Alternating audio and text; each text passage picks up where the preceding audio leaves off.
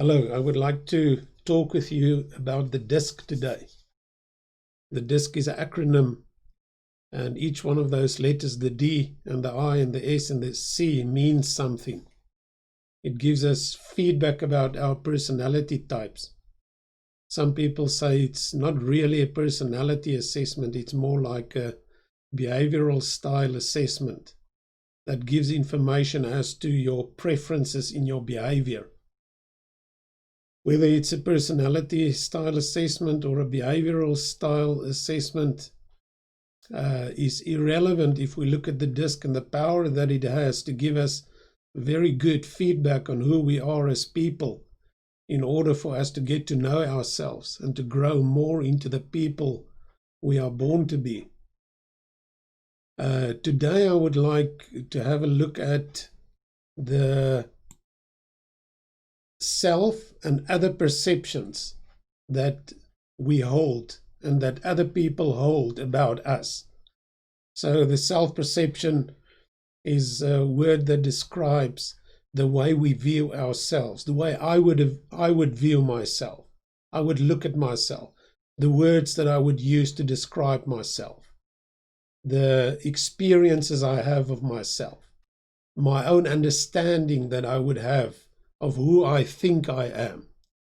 And then other perceptions would be other people's perceptions and how they would view me as a person.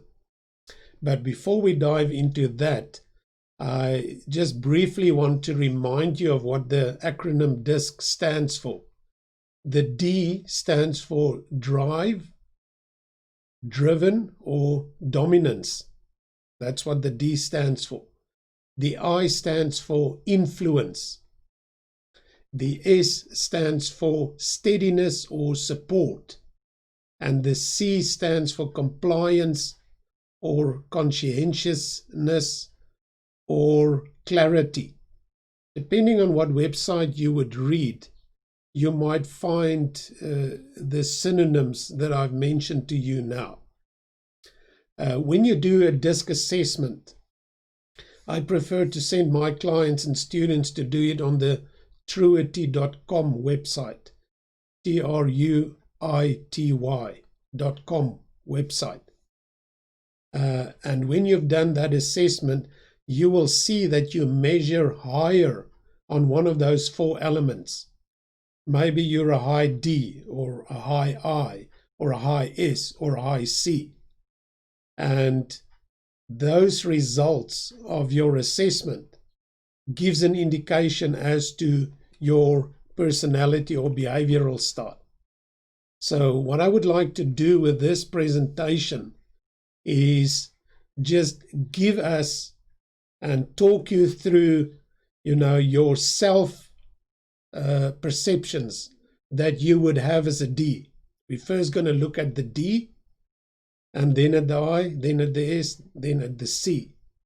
So what would be the perceptions, self-perceptions, that a D would hold about herself under normal circumstances, and what perceptions would she hold about herself when she's under pressure or experiences stress?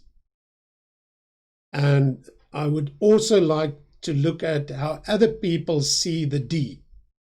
I'm not myself a D, but how we would look at a D under normal circumstances and how we experience a D when they are under pressure.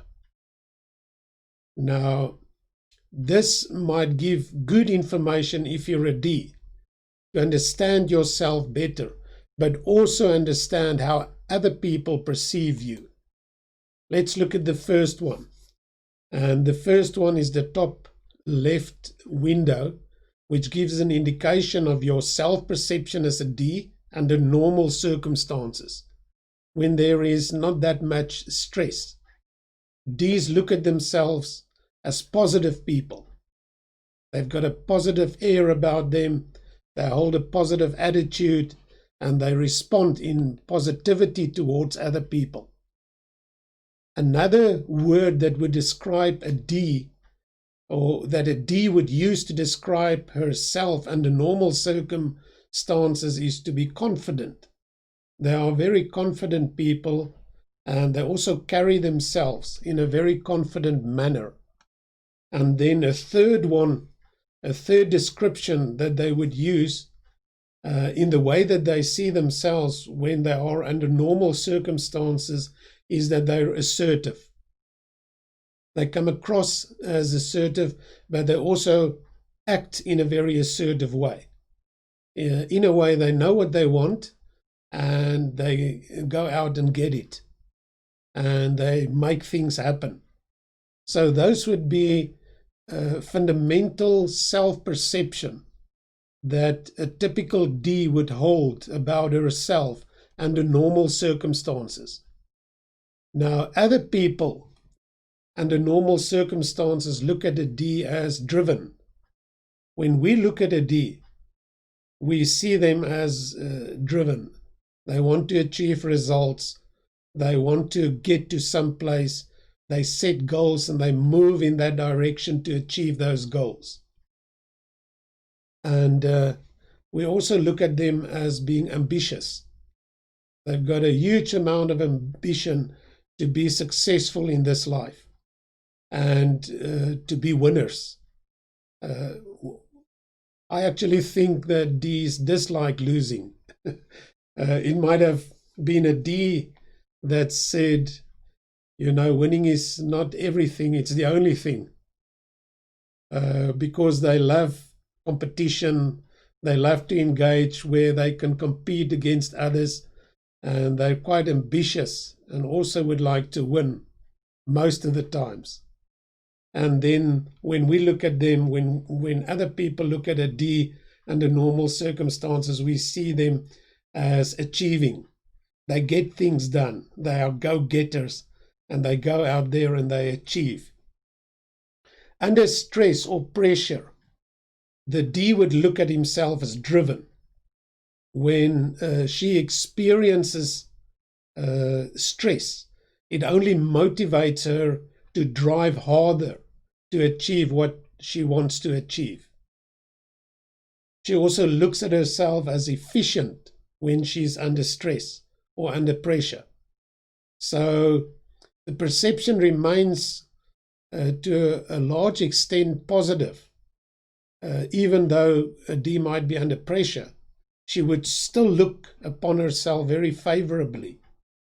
And therefore she would see herself as efficient when she's under stress or pressure.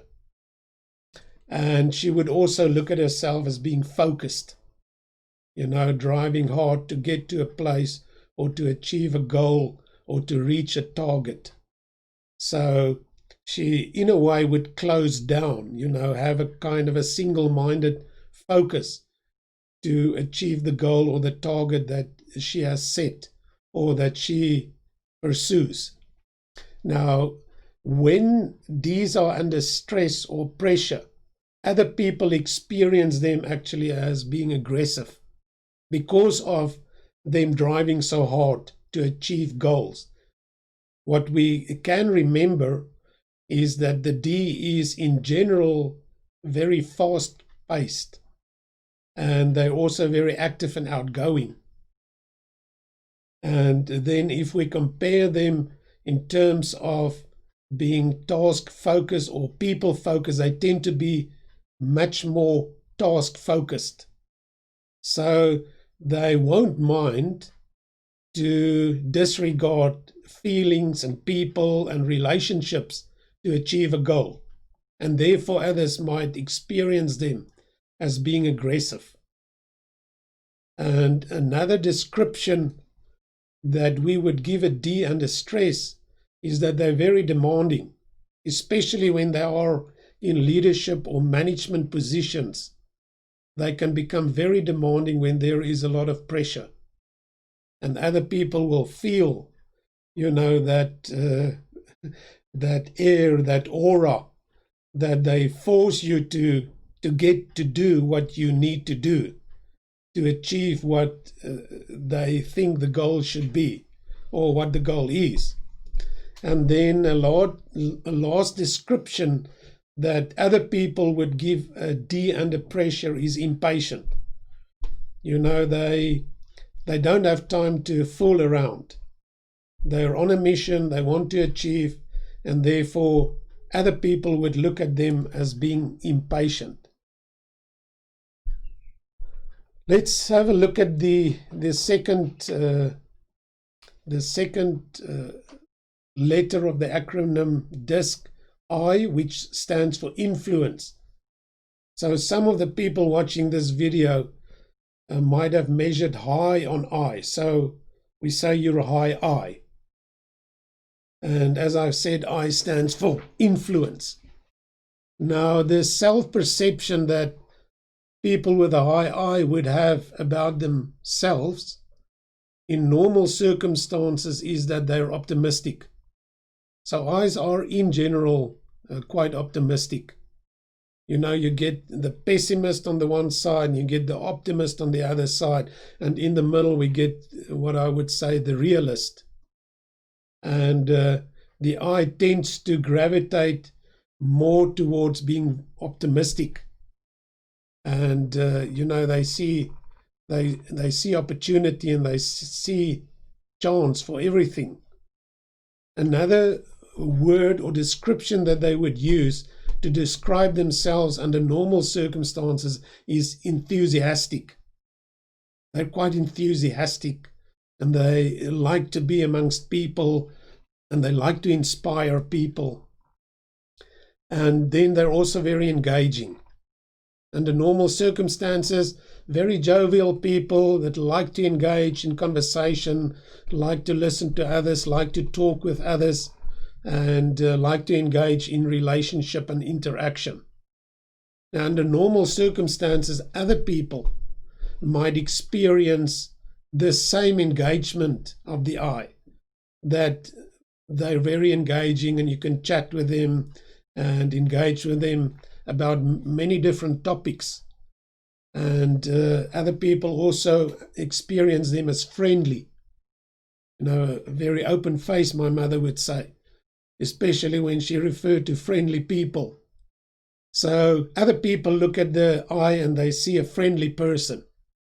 And also very accessible. Other people experience the I as being very accessible, so they can easily talk and engage with an I. It's like the I is open, and whenever they want to engage with the person, they're not scared of the I under normal circumstances. Now, the I looks at herself under stress or when she's under pressure as being persuasive. I think she can come across as very strong, especially if she wants to convince someone about something she strongly believes in. So she would look at herself as just being persuasive. That's not necessarily how other people would experience her, but for herself, she only thinks that she's very persuasive in the moment. She might be aware that she's impatient when she's under stress or under pressure.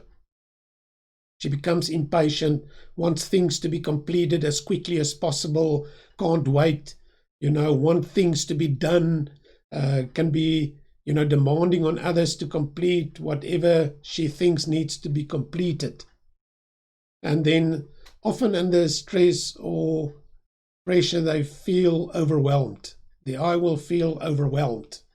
That they don't have all their ducks in a row, they don't know where to start, don't know what to continue with, and don't know how to end it. And especially a feeling that's very typical of people with ADHD or ADD might experience is that emotional flooding, that they experience being overwhelmed and don't actually know how to juggle all the things that they should be doing.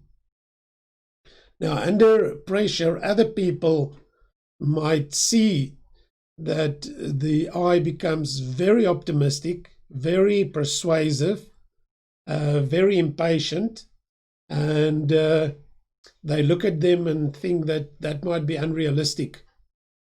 I know I'm an I measure high on I, and my favorite word, especially if someone asked me, how am I doing, I would say fantastic. And my wife, which is not an I, she thought it's too good to be true, that you always feel fantastic. So she would tell me that she thinks I'm unrealistic. It can't go well all the time. So under pressure, other people might experience the I as being unrealistic and overconfident. Having too much confidence for what the situation might demand. Believe too much that they can do or can achieve without the necessary training, without the necessary experience. And other people can see that. But for the I, it's kind of in their blind spot. They don't realize that they should go and sit down and count the cost of what they're engaging with before they enter or start with what they want to engage with. And then lastly, other people might experience the I as very smothering in many ways. When they are under pressure and they are working in a team, they want everyone now to understand how important it is to do what needs to be done. And therefore others might experience them as being smothering. Let's just, and I want to reflect back with you here, that if you watch the other video where I've given an overview of the disc, taking the different elements of the 4 elements of the disc and explaining the overview, that the I is in general, if we compare task focus with people focus, they are much more people focused. So relationship is important to them. And they're also fast paced as compared to having a more steady pace. So that makes for them to be in an interpersonal setting or in relationship when they're under stress, that they might be, clamping down on others and trying to persuade them according to themselves, but being smothering according to others, just to achieve goals. So that is, in short, what we can say about the I, and the way the I looks at herself under normal circumstances and under pressure, and how other people look at her under normal circumstances or under pressure. The third element is the S, and the S means steadiness, and it means support.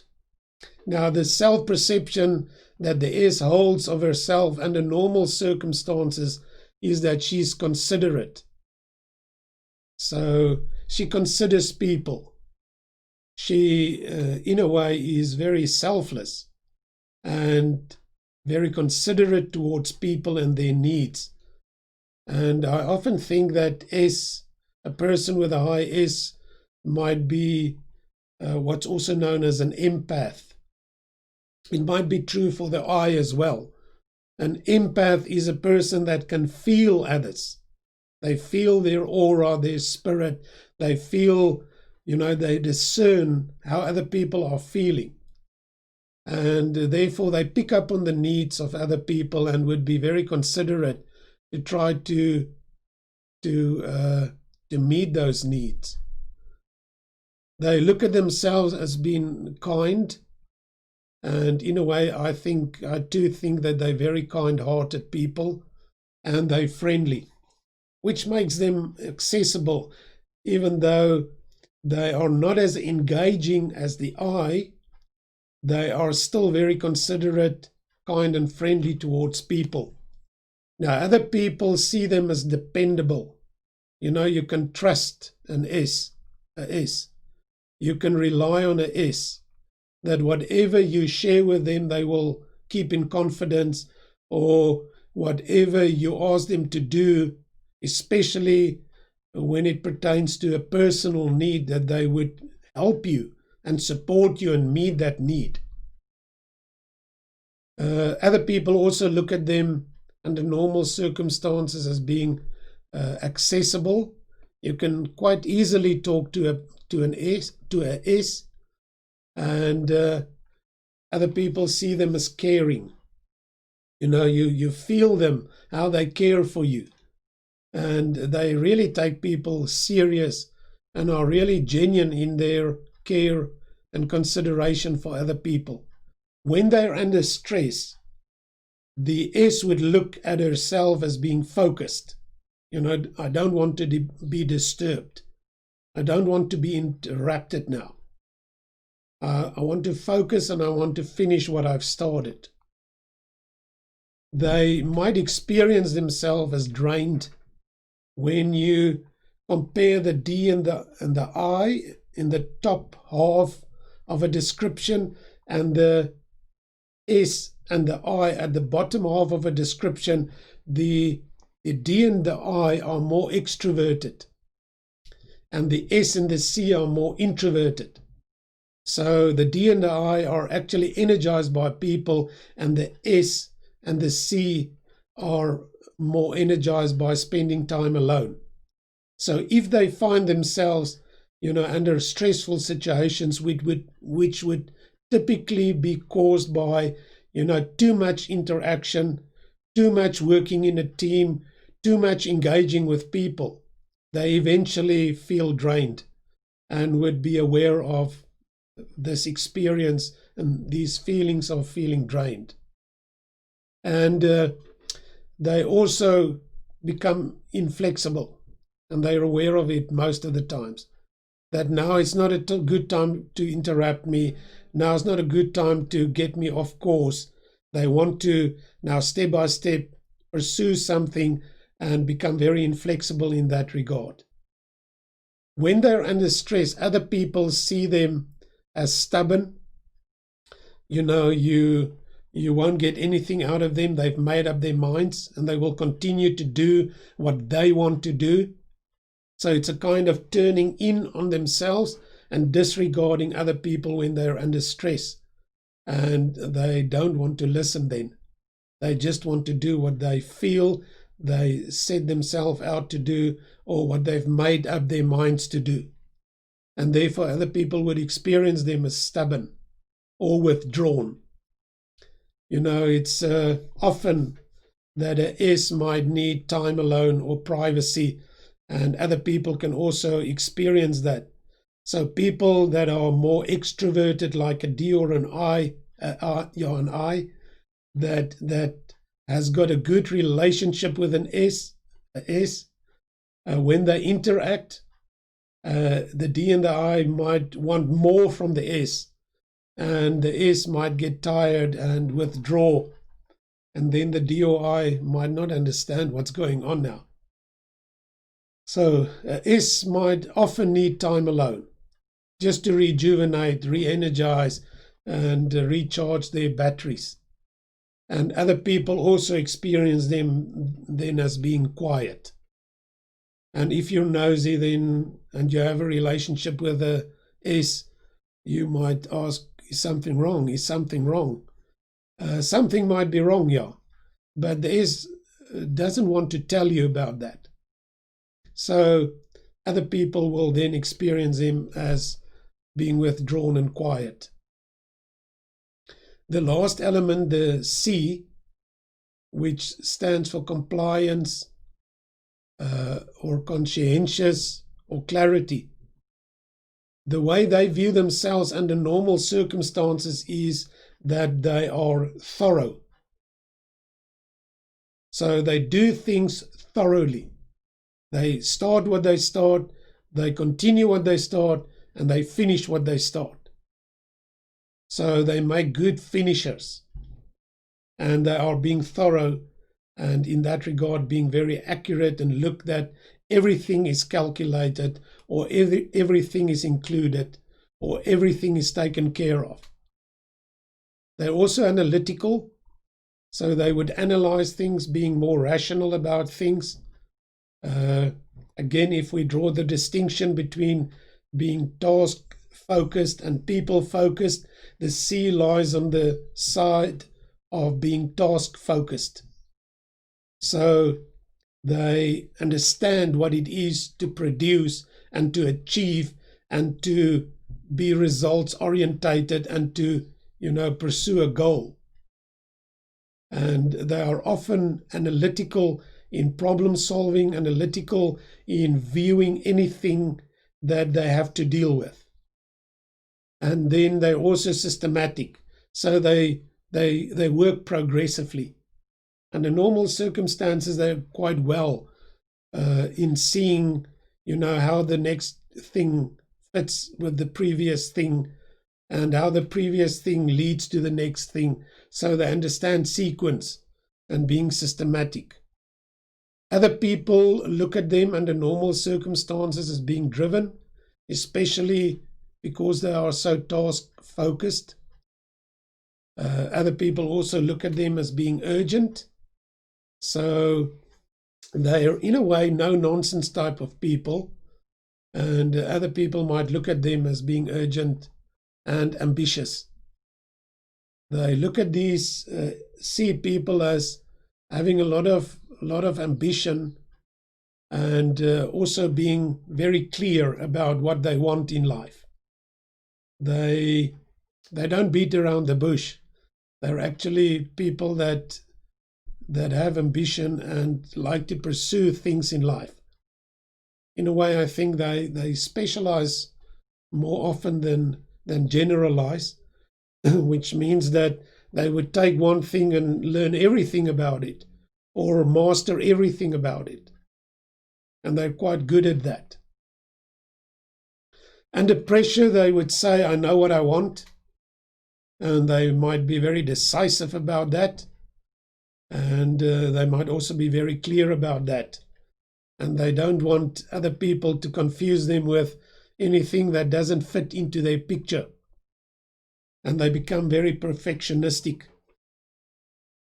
Being perfectionistic for themselves might not be an asset all the time. It might not be a blessing all the time. Sometimes they experience it as a curse, as a burden to carry. Because if you're perfectionistic, you will continually do what you've already done if it's not up to a certain standard. And it might actually be good, high standard, it might actually be right, but you feel there's this minute detail that's lacking, or this thing is just not straight enough, or this thing just don't add up exactly the way that you foresee as a C, and therefore you would go into kind of a OCD loop and continue to do the thing over and over again, and every time to think you're going to do it better, or every time to think at least the previous time, which was not good enough, I'm improving on. I think C's need to cut themselves slack there. But they think about themselves and experience themselves as being perfectionistic and then also being picky. They know what they want, and I want this, and they become very specific and detailed when they are under stress or pressure. Other people then would also experience them under stress or pressure as being worrisome. They might even have a facial expression of being worrisome. They turn inside, remember the S and the C are more introverted, and the D and the I are more extroverted, more outgoing, and the S and the C are more reflective, taking things in and mulling it over, and therefore they might become worrisome. Worry is often handled by, just talking about it or expressing it to someone and just releasing the tension of it. But I think the C's, since many of them are introverted or more reflective of nature, by nature, that they carry the worry within themselves. And other people can see that. They would also be experienced by other people as being defensive. They're picky, they're detailed, they're perfectionistic, so they will defend that and believe that that's the only way to go and that's the only right way to go. And therefore, no other opinion or suggestion might impact on them or convince them otherwise. and therefore other people might experience them as being defensive. And then other people will also, when the C is under stress or pressure, experience them as being very hard to please because of their perfectionistic stance that they would take under stress or pressure. Wanting to do it perfect, wanting to get it right, exactly right. And therefore other people don't know how to please them anymore.